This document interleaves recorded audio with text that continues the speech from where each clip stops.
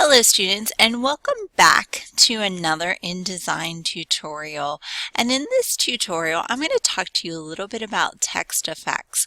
I have our tutorial. I'm going to minimize this again so you can see it, as far as from our last tutorial where I showed you the basics of placing text. And now I'm going to show you some fun things that you can do to text and how you can manipulate text in InDesign. And one of the first things that I'd like to show you is color of text. And I want to change this color of barbershop until you drop. And I want to go over here. I'm going to highlight it using the T panel, and I'm going to click on red, and you can see that that is going to make that headline nice and red. I'm also going to do that with this over here on this drop cap that we did before. So I guess I didn't quite highlight it enough, and then click it on red, and there you see it's red as well. I'm going to go back to it, and I'm going to go up here to the menu, and I'm going to hit the paragraph. We're actually going to leave it on the font tool, and we're going to see if we can put a black stroke line around it. This is the color, so we want to keep the color red, and then I want to put a stroke line, which is this one right here, and I want it to be black. Remember, never use registration, always use black. I actually went a little bit too far with the text and highlighted a little more than I wanted to, so I want to go back and I just want to make this simple black text, and I don't want any type of stroke line on it, so I'm going to hit none.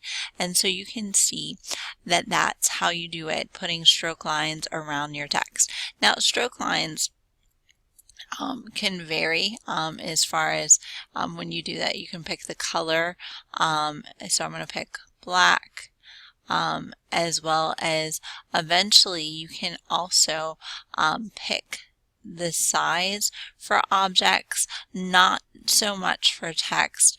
Text, you only have one set of stroke lines that you can pick. I'm going to take this off and I'm going to do none. So what we've done so far is we've changed the color of our headline. We put a black stroke line around our drop cap and changed it to red. Now, the neat thing about InDesign is you can also do some of the same effects that you were able to do on the objects before. So if you go to the Object Effects panel, and you can see all of these effects that we did on photos, which showed up just a little bit, but you can also do that on text. The only difference with text is you can't do it on one specific line of text, because if I highlight this and I go back to my object and I go to my effects and it shows me I can't do it. Everything is grayed out, so I can't do that. So I have to do an entire text box. So I'm going to click my arrow and I'm going to highlight that first text box, and I'm going to go to Objects. I'm going to go to Effects, and I'm going to just put a drop shadow on. I'm not going to change anything about the color or anything like that, and you can see that that text now has a drop shadow on it. And then I'm going to go over here to this other box of text, and I'm going to go back to my Object Effects, and I'm going to do a basic feathering, and I'm just going to do a basic feathering. I'm not going to change any of it, and you can see that it feathered out the text. Now if I want to do that a little bit milder, I can adjust that text as well, but I'm going to go back to Edit, and I'm going to undo the effects, and I'm going to just go and I'm going to, since this box is highlighted and the drop shadow is pretty easy and it looks pretty good, so I'm going to go back to Object Effects and go to Drop Shadow, and I'm going to put it on that other side of the effects, and I'm actually going to put one up here on the title and the headline as well. Remember, if I just wanted it to be only on the headline and not the byline, I would have to, I'm going to actually change this.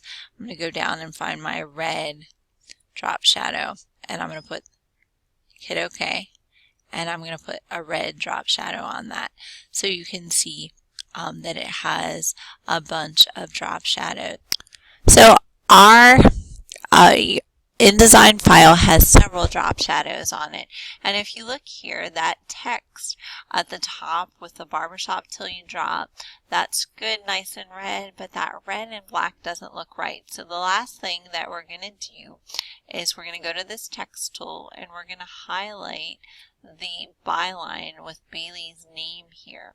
And then I'm going to go, remember, up to the fonts, and I'm going to put the red on there so it matches. So what I'd like for you to do in this tutorial is, as a review, change the font to red, put a black stroke line, and make the drop shadow, or the drop cap, red, and then put a drop shadow on the whole article. Now, the interesting thing about drop caps is that they can only happen at the end of a paragraph. I can't make this particular text in the middle of drop cap unless I have it in a separate text box. Well, good luck, and I hope you enjoy playing with the effects in InDesign, and we're going to continue on with some of our other tutorials and do some really neat, fancy things with some text in the tutorials to come.